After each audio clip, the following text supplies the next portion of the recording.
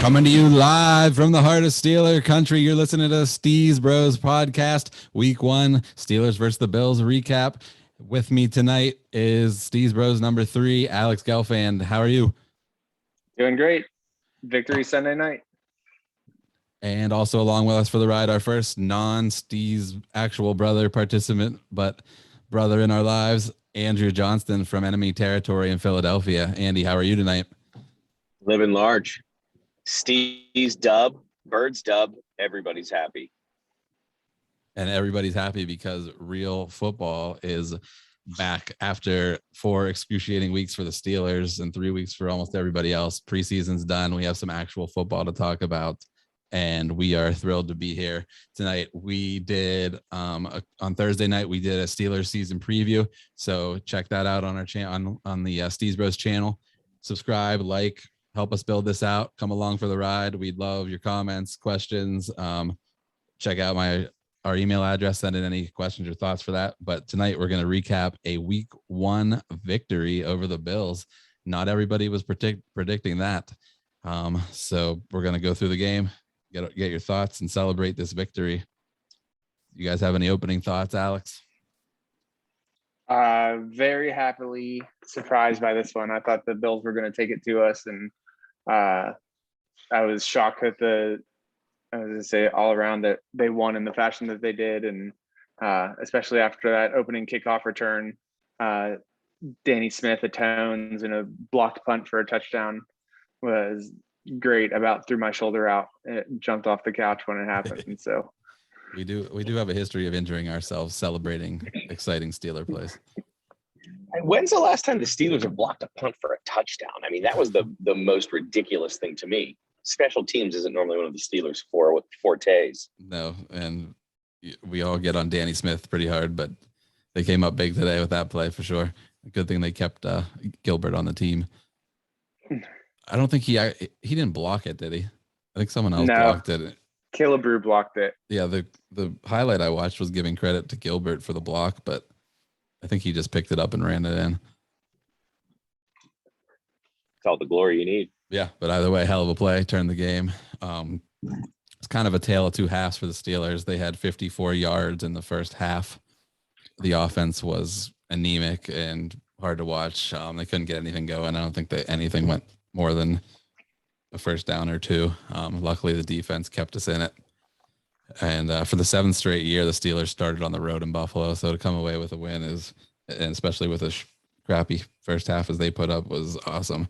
So Steelers won the toss and decided to put the D out on the field first, which I always like to get the ball at the half. But Boswell, of course, did not kick it into the end zone, and they immediately returned the kickoff 75 yards to about the 25, setting up shop. Pretty good opportunity to score there. So pessimism set in immediately. Yeah, not the way you're looking for the season to start with an immediate, basically setting them up in college overtime territory. Yeah, not at all. But luckily, as they did all day, the D came up pretty big. Yeah, and I would say Gilbert with another huge special teams play there. He chased him back the whole way back down the field and made the tackle, and I say probably likely saved 7. And then the D came in and immediately shut it down and held him to 3. Was a huge way to start the game. But I mean, there wasn't a guy within a sniff of him for the first 60 yards of that return, which was it wasn't close. Not encouraging. And then they didn't learn their lesson the whole rest of the game. They were still kicking it into the field of play. I don't just kick it out of the back of the end zone every time. I'll let them start at the 25. It's fine. Yeah, they loved to do that last year, and it kind of was effective. Like he would pop it up really high, and they normally wouldn't get back to the 25. But you're kind of playing with fire if you don't get it up into the air and hang it there. Yeah, it takes one guy to loaf it for about 3 seconds, and then it busts through just like it did. Or somebody gets lazy and just gets blocked out of the way. And it's not like Boswell can't kick it out of the end zone, because he does if they let him. But the D forces a 3 and out. Cam Hayward, I thought, was amazing today. He was just pushing, had great push. He had forced a fumble, tons of disruption on pretty much every play. He was a beast. So the Steez get the ball back. The first handoff goes to Najee, and he went nowhere. Najee.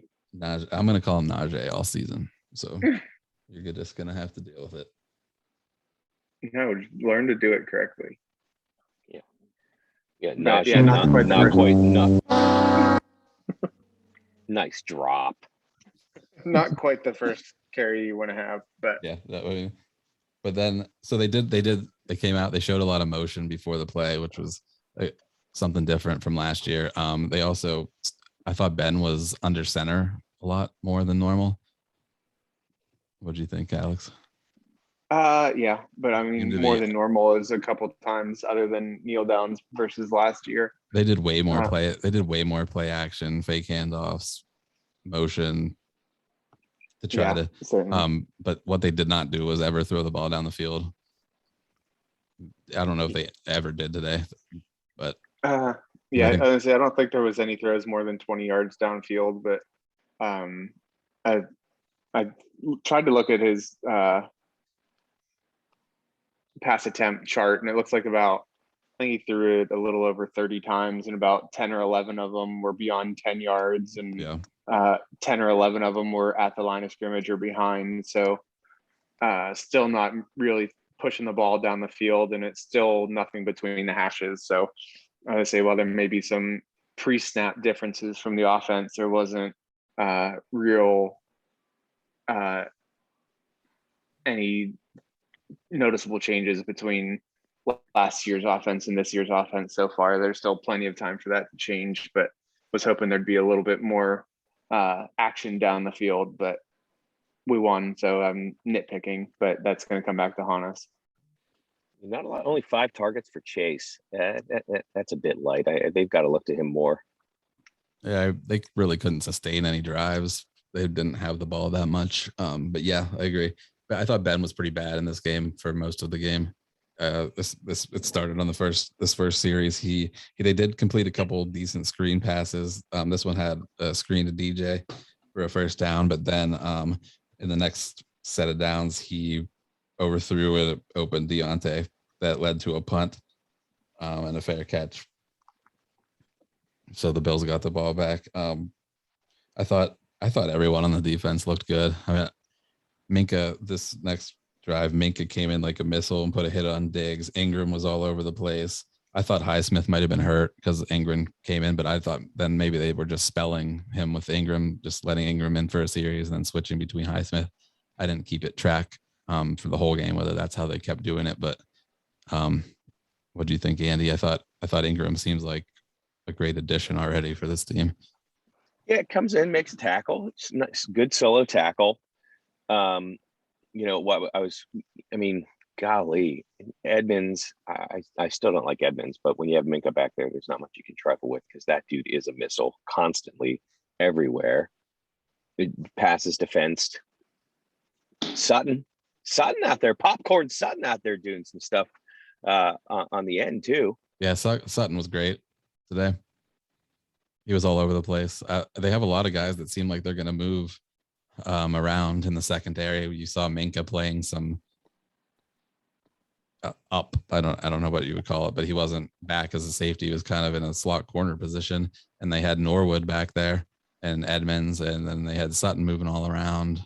So it seems like we have some interesting moving pieces that they're gonna try to play all over the place. Which I mean, I love to see the versatility if people can not get hurt. TJ coming out doing what TJ does, getting a couple sacks in the first game. If anybody thought they were going to limit his snaps, they've lost it. I mean, they took him out. I think in the first quarter, he sat out a series and he was super pissed. So unless he is hurt, he's not going to be out of the game. What did you guys think of the new sideline hats? I thought they were weird. At first, I couldn't tell what, like, it would look like just a circle, a yellow circle on a black background with nothing inside of it, unless you looked at it from the right angle. Right. It had it was kind of like glimmers of the steel outlined rather than filled in. Yeah, it was kind of like black on black. Yeah, I would love to see them in person and see what they look like versus say on the online store or on TV. But and this is unsolicited, but my opinion is I want them to put the black outline back into the logo that they had like in the early 90s. I think it adds a lot to what the logo looks like. It makes it pop more, and especially on like the Steelers word mark. But as I say, I don't think that they're ever going to do it anytime soon, but I would like to see those hats in person. Yeah, I'm sure you'll be able to find them soon. So the Steez If I leave my did, house.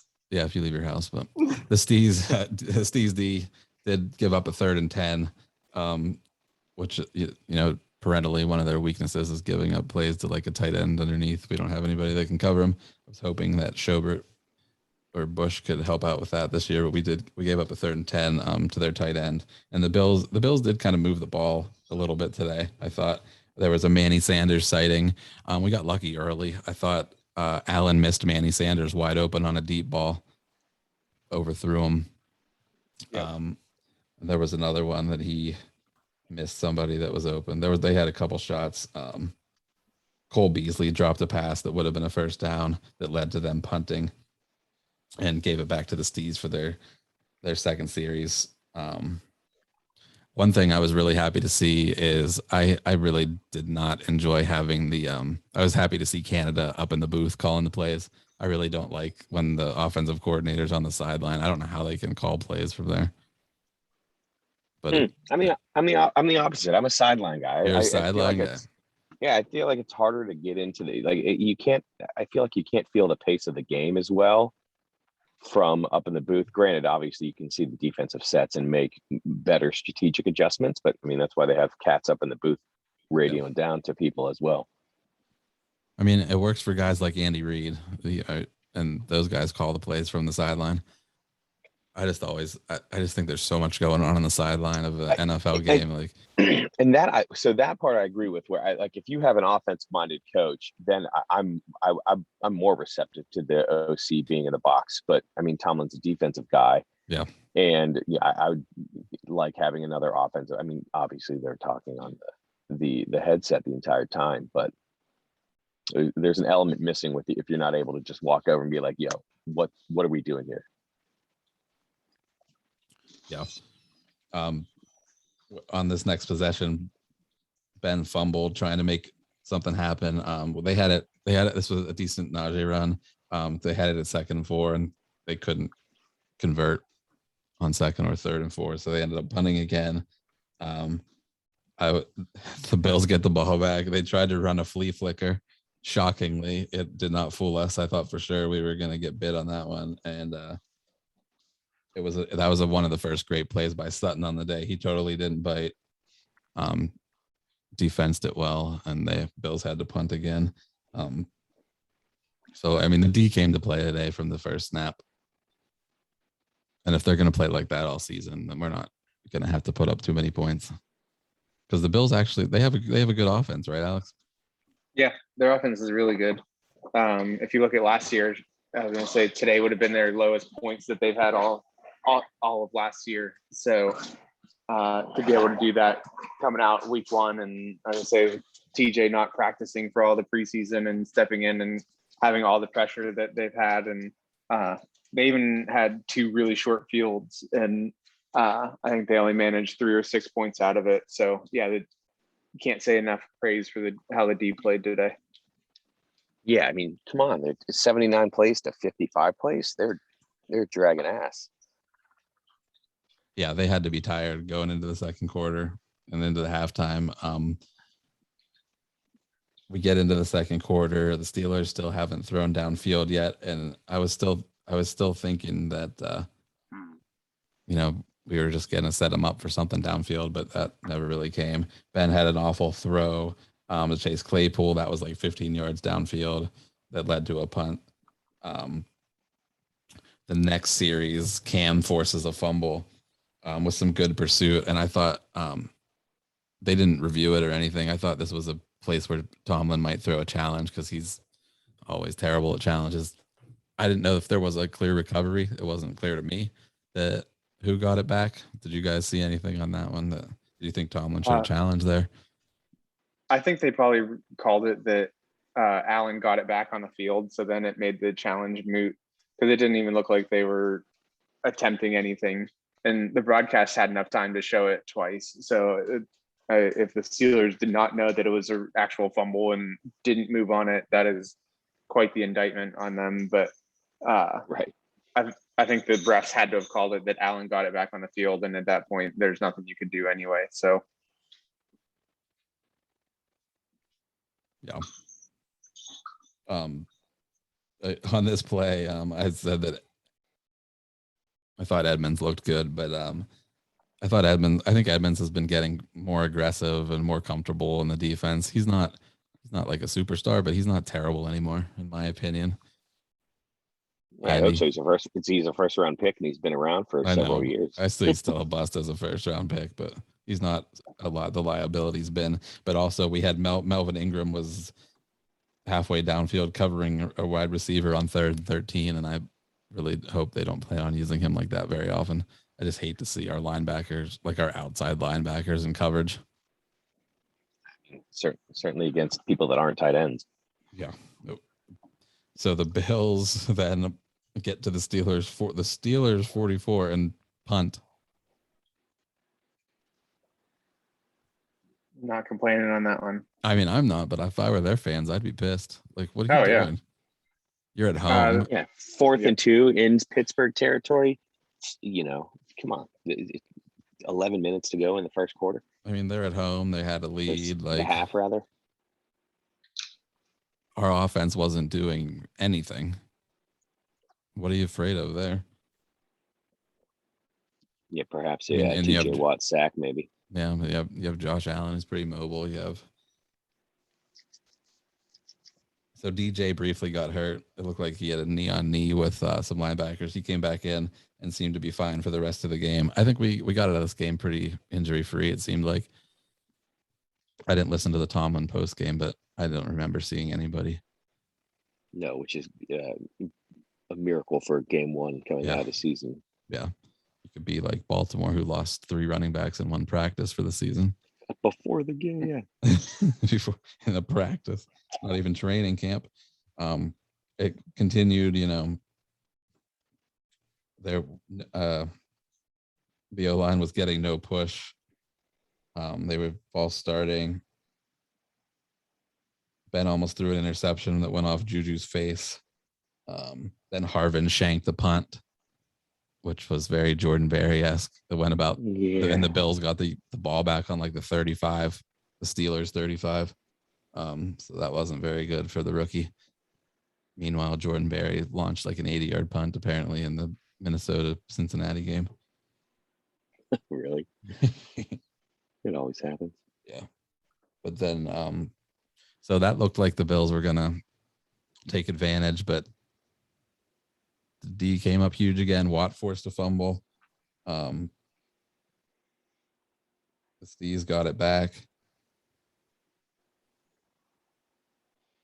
And I can't remember what happened after that, but it looked, from my notes, it looked like they got a quick first down to Juju. We still couldn't run.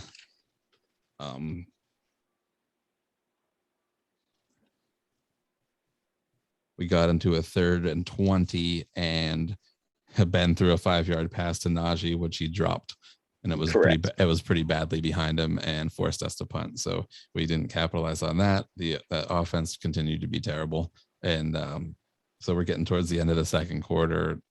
Anybody have any thoughts that we were gonna be able to turn it around, or we were gonna make any adjustments? No, not when Josh Allen marches down the field with 6 minutes to go and leaves them with 20 seconds after scoring a touchdown. Yeah, they were hitting a lot of stuff underneath. 10-0 seemed like a pretty insurmountable lead at that point with the way the offense was playing. I know. Of course, the D had to be tired. They were out on the field the whole first half. Yeah, but then they come out, got the ball in the second half. No, didn't get the chance. Didn't get the chance for the double up. I love the double up. That's why I love deferring to the second half. Yep. But then they come out and put points on the board. Najee makes a couple good runs coming out of the gate there. Yep. Gets a first down, and then Basel. I mean,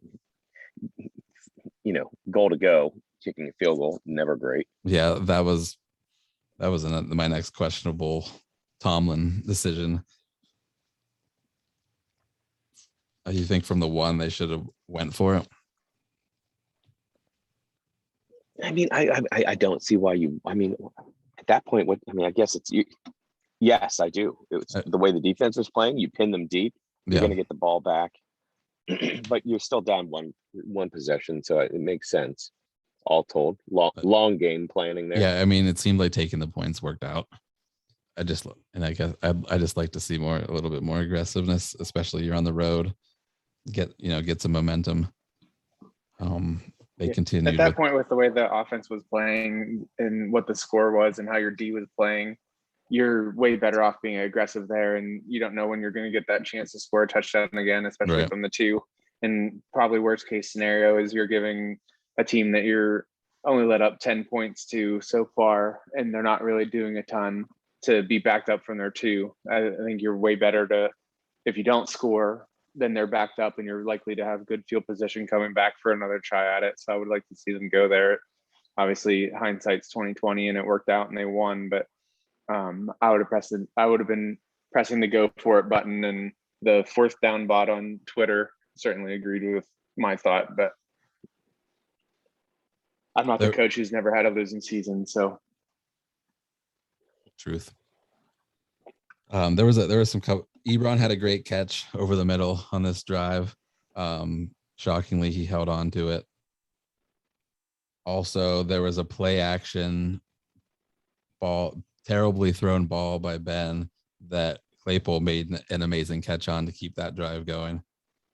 And then Ben missed Najee on 3rd and 4 for a first down that led to that field goal that we're debating on the 4th and 2, or from the 2 or whatever.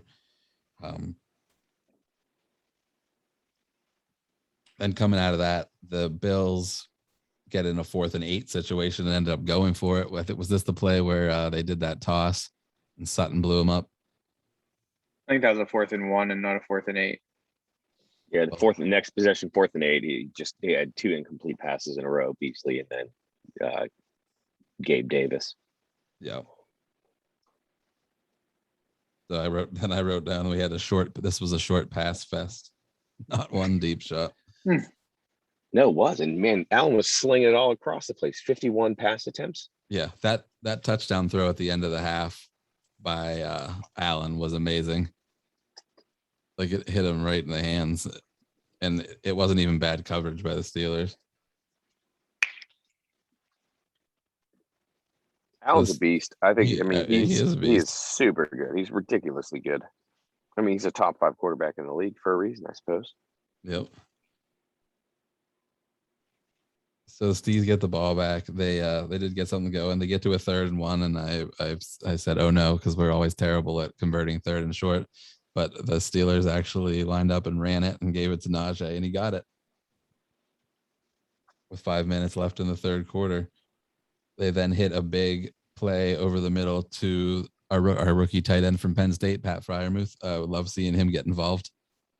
Nice little 24-yarder. Yeah, it was great, and he had some good blocks on the day. I'd like to see him get in some action. I picked him as my rookie of the year for offense, I think, in our Steeler preview podcast, if you want to check that out.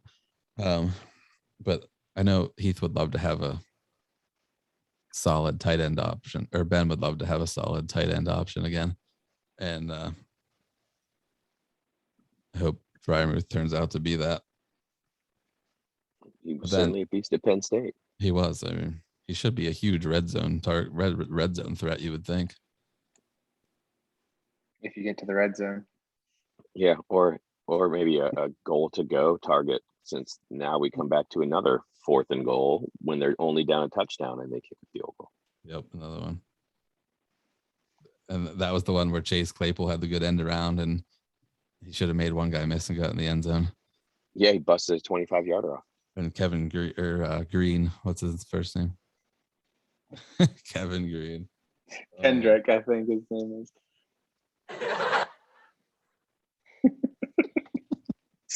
Very quick on the soundboard. Good job. Thank you. You got to get a better trigger finger. Yeah. Sorry.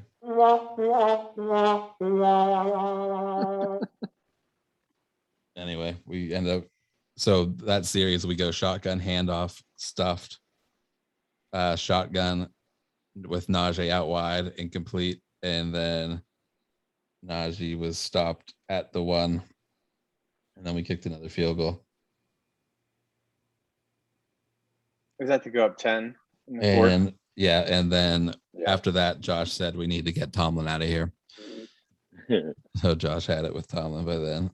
So then D came up huge again. Sutton made some good plays, and then we had. I think you're misremembering. Yeah, that. I think my pages are going in the wrong order, but because at that point you have to take the points to go up 2 possessions. Yeah. So I have no problem kicking the field goal that time. Yeah, it was the first one that was the one I was questioning. Yeah, that's right. So we head into the fourth quarter, and right after that quarter change, Najee busted his first big run. I think it was an 18-yard carry. Then there was a pass interference on Claypool, getting the Steez inside the red zone with 11 minutes left. And right out of that, we had our first splash play to the TD to DJ, who was juggling it in the back corner of the end zone. Yeah, it's just I say that's a amazing catch by him. It's a go for it. And to get his toe drag in after he caught it, it was a great play. And that put the Steez up 13-10. Had the lead and then came back out, and we got the next splash play. Splash. Block. Yep. D forced him into a 3-and-out. Fairly deep in their zone. And I don't know if that was a called punt block or what, but they just blew up the Buffalo line. Full of Steelers in the backfield. Full of them. I mean, I don't know if anybody blocked anybody. Because the guy, unfortunately, UT did it to Pitt the day before, so it was nice. Oh yeah, that was the first possession of the game, and they have like those super wide splits, and just the Pitt guys didn't touch them, and so they went 3-and-out, and then got a punt blocked in their own end zone, and UT went up 7-0. So it was nice to be on the other side of it this time.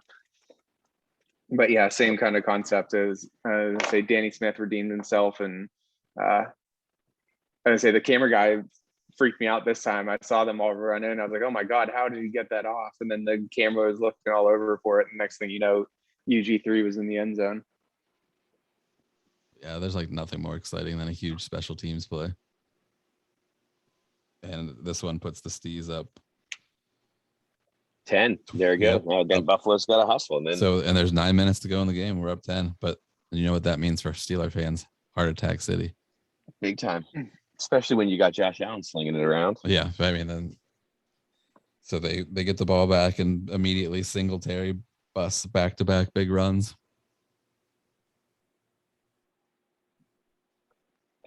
Which has got to mostly be due to fatigue. Like that's just, I mean, that's the antithesis of what happens. Yeah, and what should happen late in the game. It's a classic Steez thing. They'll go down and score, and then the D will let up a drive that normally takes like 3 or 4 minutes, if that, and there's like 5 or 6 plays, and they moved right down the field. Fortunately, I say they got some chunk plays and moved it down there quickly within 4 or 5 plays, but it took them probably another 4 plays, and they held them to 3.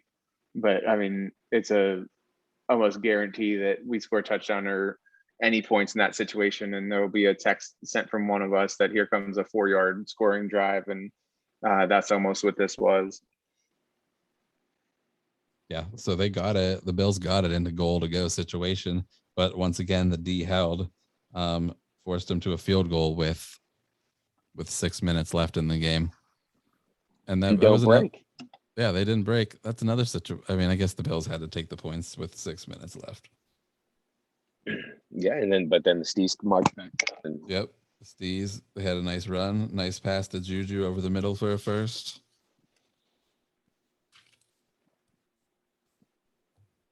Then they had a false start. And then Ben took off for a run for 8 yards. Looked pretty slow, but he did it. So we have it to 2nd and 7 with 3 minutes left, and we did a shotgun, and Ben threw it off the hands of DJ with 3 minutes left. So the Stees were still being a little aggressive and stopping the clock with some incompletions. Yeah, I was glad they didn't go into a complete shell, but especially with how ineffective the run game was for a majority of the game. But I would like that to be a little bit more higher percentage plays and not some of these back shoulder throws that are going out towards the sideline. Get some guys moving across the field and easy pitch and catch, keep the clock moving and get a few yards at a time and move the ball that way. But I'd probably rather them do what they did instead of just running it 3 times into a brick wall. Yep. I agree. Yeah, if you're not running it effectively, you got to figure out a way to get some short passes in to work the run games to get yourself into reasonable down distances. Yeah, they could have thrown it a little more to Najee.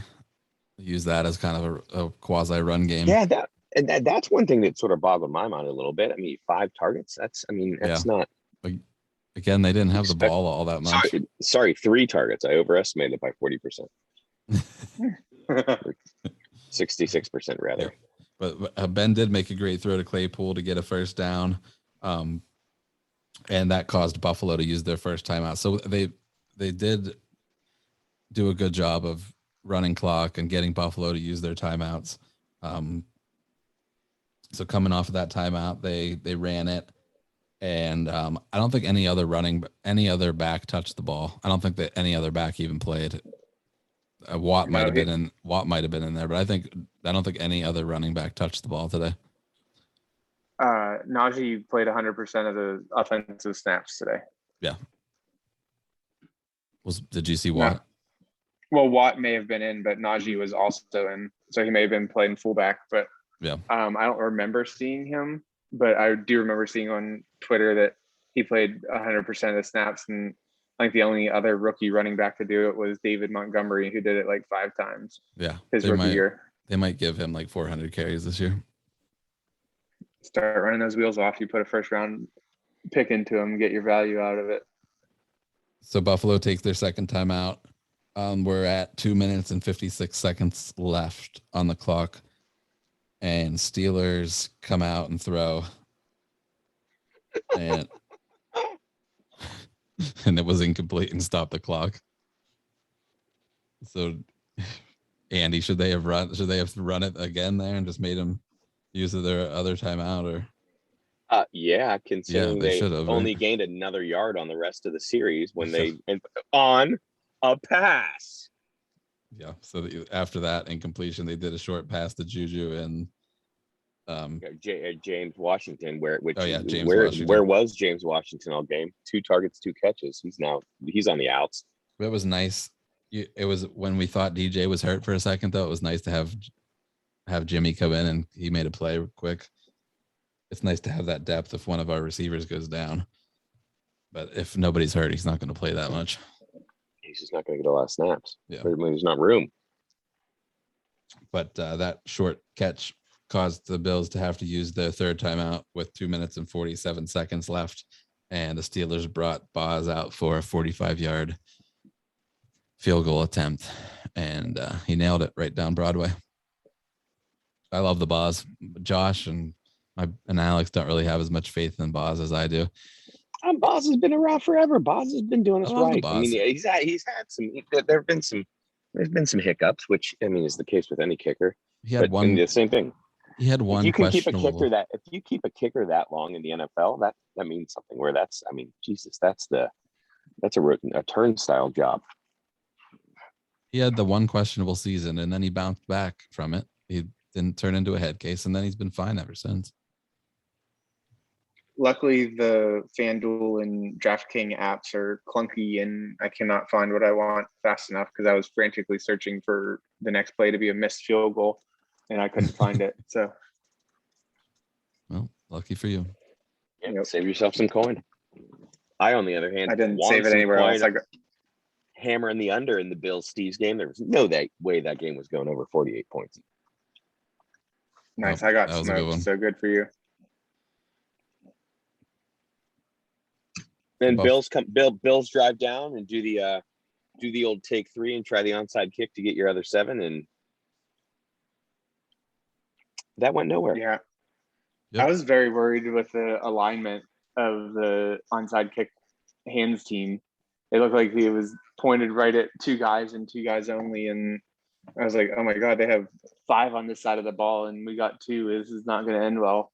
But Juju came in and sure hands grabbed it and all is good. But that made my eyes light up. I had no idea what the announcers were talking about. Some rule change that made it a little easier to recover onside kicks.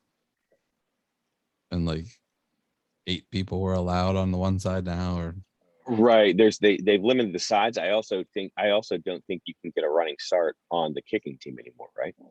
Yeah, no. Do you think Buffalo would have attempted to score a touchdown if it weren't for the holding penalty that pushed them back? Yeah, I think they would have taken some shots at it, but once they had it at, what was it, 1st and 20 from the 24 there. Yeah. I think they were like, all right, we'll take the 3 and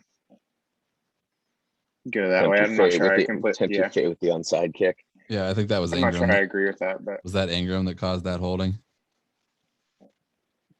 probably he was a beast all game. And I He mean, was a beast. He's going to be a beast. The Bills have a good O-line, and Highsmith, Watt, and Ingram all were just getting pulled down and held on nearly every single play. And if they didn't call holding, it was a quarterback hit or a sack. And I was gonna say they did an awesome job. I was super pleased with them. Our front 7 is a handful.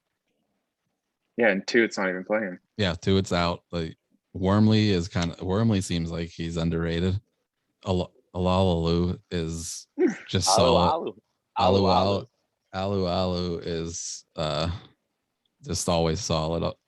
Hayward is just a monster. Like, he's a beast. It's tough rooting for a Buckeye, but he's a beast. He's great. Yeah, he's unreal.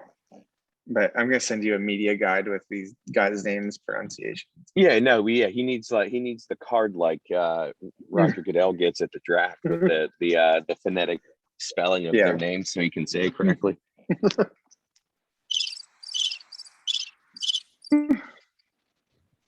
I'll work on it. But hey, week 1 win. Everyone's happy. Boom. Yeah, buddy. That's great. So, good job, Steez. Woo! 1-0, baby. Super Bowl. Straight to undefeated.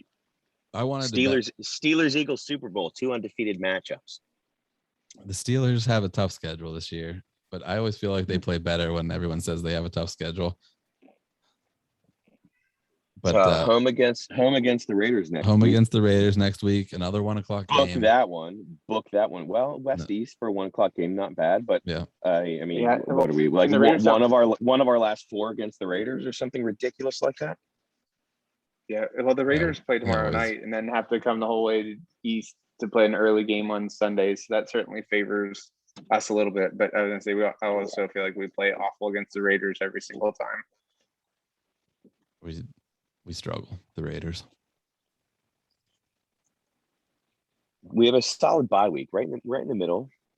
Well, I guess 10 games after, 11 games after the bye. Sorry.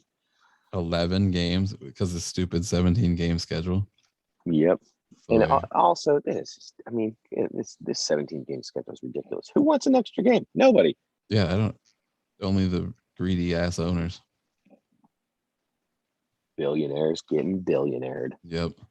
While the public pays for all their stadiums. Somebody was telling me the Bills are having stadium issues. They're threatening. They're going to threaten to leave. They need to pass some. They just need to pass some kind of law against this public financing.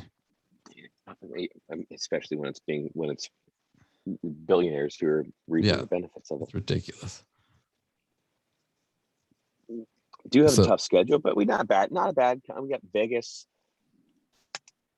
the Bungles at home, 2 1 o'clockers, and then Josh will be coming to us live from Titletown. Yeah, we're going to have live reporting from Lambeau in a couple of weeks.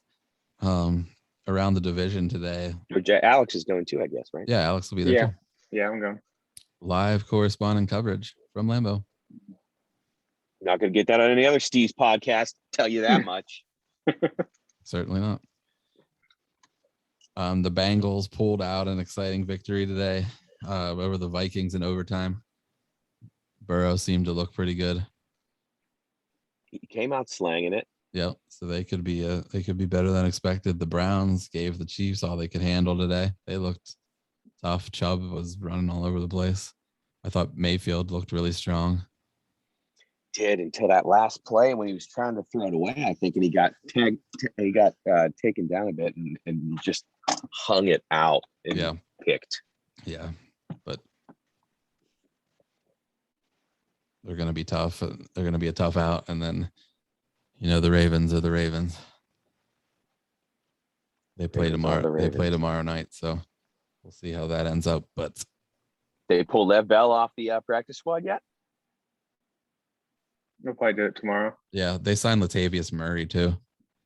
Oh, really? So I'm not sure who I think they have like 4 guys on their squad that ran for 1,000 yards at least 5 years ago. They're probably pissed they didn't sign Ingram now. Yeah, I know. And all the while, Todd Gurley's sitting out there without a job. I know. I thought for sure he would be their first call. His knee must be mangled. I would say his knees are shot. All right. Well, I think that wraps up pretty much week 1. Alex, do you have any closing thoughts? Nope. Let's start stacking some W's and call it a streak.